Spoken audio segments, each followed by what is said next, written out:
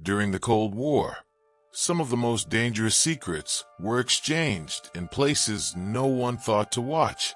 Today's story shows how a routine lunch at a fast food restaurant helped expose a hidden espionage operation near Washington, D.C. If you enjoy real Cold War stories, subscribe to the channel, like the video, and tell us in the comments what you think.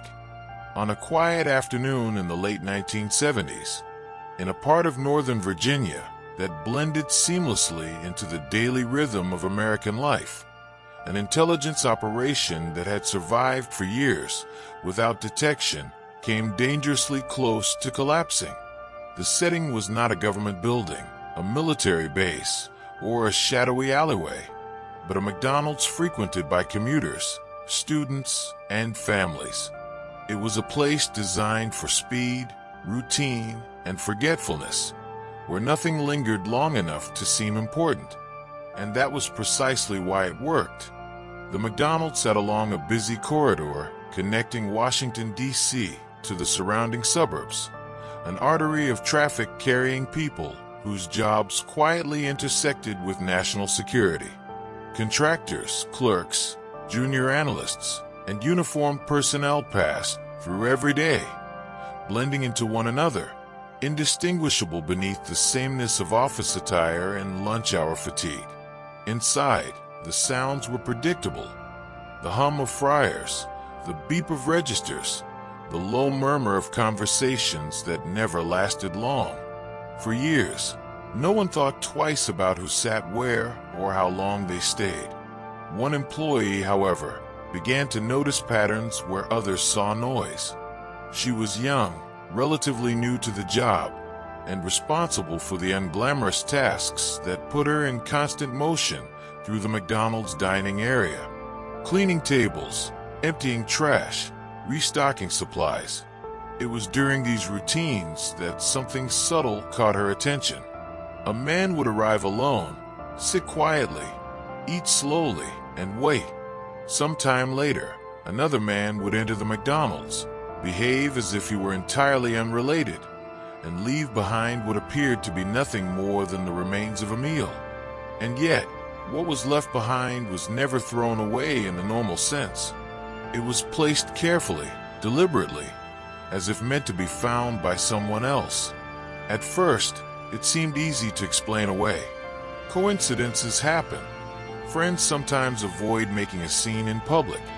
But repetition has a way of stripping innocence from coincidence. When the same sequence unfolded again, and then again weeks later inside the same McDonald's, the behavior no longer felt accidental. The timing was too precise, the lack of acknowledgement too consistent, and most unsettling of all was the care taken to avoid even the appearance of a connection. Curiosity turned into concern the day something new entered the pattern. Just before leaving the McDonald's, the younger man slipped a small item into the paper bag, an object concealed so quickly it was almost invisible. That single motion transformed the scene. What had once been merely strange now felt intentional, rehearsed, and secretive. It was no longer about trash or forgotten food. It was about transfer. The decision to act did not come easily. Interfering carried risk. Confrontation was possible. Embarrassment was almost guaranteed if the suspicion proved unfounded. But there was also a sense that ignoring what had been seen would mean accepting responsibility for whatever followed. The next time the exchange occurred at the McDonald's, the routine was interrupted. The bag never reached its intended recipient. The moment passed without violence or raised voices. Only a brief exchange that revealed more in restraint than anger ever could. The man who expected to retrieve the bag backed away when challenged, choosing discretion over insistence. That choice alone suggested that what he wanted was far more valuable than a refund or a replacement meal. Whatever had been lost could not be openly reclaimed. What was discovered afterward confirmed the worst suspicions. Inside the discarded bag were photographs, carefully taken images of documents that clearly did not belong in the public world, technical diagrams, data tables, markings that spoke the language of classification and restricted access. This was not curiosity or mischief. It was espionage, carried out with confidence and repetition, hidden inside a McDonald's lunch bag. When federal authorities became involved, skepticism quickly gave way to urgency. The materials were authentic. The implications were serious. A simple observation had cracked open a channel that had quietly funneled sensitive information away from its source for years. What followed was a methodical effort to understand not just what had been taken, but how, by whom, and for whom.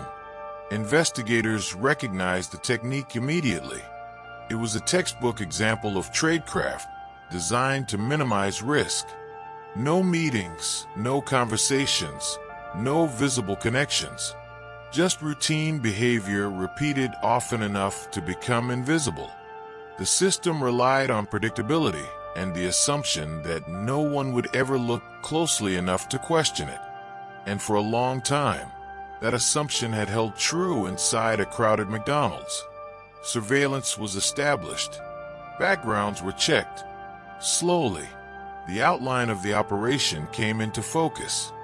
One participant was a trusted technical professional with access to highly sensitive systems, someone whose career had raised no alarms and whose personal life appeared unremarkable. That ordinariness was part of the appeal. He did not look like a traitor. He looked like thousands of others eating lunch at McDonald's every day. When confronted with evidence, the story he told was familiar to those who had studied such cases before. Recruitment did not begin with threats or ideology, but with conversation and patience. A stranger who became a friend. A shared drink. A sense of being understood. Only later came the rationalizations, the framing of secrecy as fairness, and finally the financial incentives that transformed hesitation into action. By the time the full weight of betrayal became clear, the path back had already narrowed. Yet for all that was uncovered, one figure remained frustratingly elusive. The handler, the man who collected the material at McDonald's and vanished when the operation faltered, left behind almost nothing. No name that could be confirmed. No address. No trail solid enough to follow.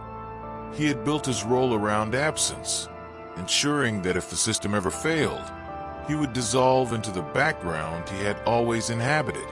Attempts to draw him out failed. Signals went unanswered. The familiar routine at McDonald's was never resumed. It was as if the operation had simply exhaled and disappeared. For investigators, the outcome was both a success and a reminder of limits. One threat had been neutralized, but another had slipped away, intact and unidentified. The consequences for the person who had supplied the information were severe. Years of imprisonment followed, along with the slow realization that the loyalty he believed he had earned from his contact had never existed. He had been a tool, valuable only while he functioned. Once compromised, he was abandoned without hesitation. The McDonald's in Alexandria continued operating long after the case was closed, serving customers who had no idea what had once passed unnoticed between booths and trash bins. The location returned to what it had always appeared to be: unremarkable, forgettable, safe. And perhaps that is the most enduring lesson of the story.